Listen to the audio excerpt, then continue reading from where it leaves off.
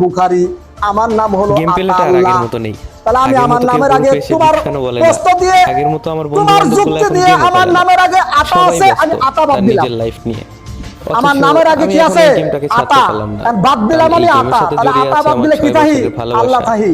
আমি বলতেছি তোমার আমি নবুয়ত দেই দেই। সেই গেমটা জোরে বলেন সুবহানাল্লাহ। 2022 তোমার মতো তোমার নাম তুমি যে বললা গোলাম বাদ দিবা, আমি আতা বাদ দিলাম।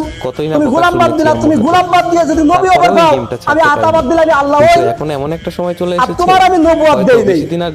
তোমার মতো বন্ধকে আমি নবুয়ত দেই দেই। যে অবস্থা দেখতে পাচ্ছ তোমরা, প্রিয় বন্ধুগণ, এই জালেমের মৃত্যু হলো, গোলাম আহমদের মৃত্যু হলো চারটার মাঝখানে ঢুকে একটা বাথরুমের ভিতরে, টয়লেটের ভিতরে। কথাগুলো আমি এক মিনিট চিল্লায়ে বলেন নাউজুবিল্লাহ। কারণ তোমরা এজন্য যারা মিথ্যা নবী দাবি করবে, যারা এইগুলাকে জাস্ট যারা বলবে আমরা নবী, আমাদের অমুক নবী, যারা তাদের কাছে প্রমাণ চাওয়াও যাবে না। এইজন্য রাষ্ট্রীয়ভাবে কাদিয়ানীকে কাফের ঘোষণা করতে হবে। এটা সবাই, সমস্ত উলামা মাশায়েখ, পীর মাশায়েখ, তারা সরকারের কাছে আবেদন জানাইছে।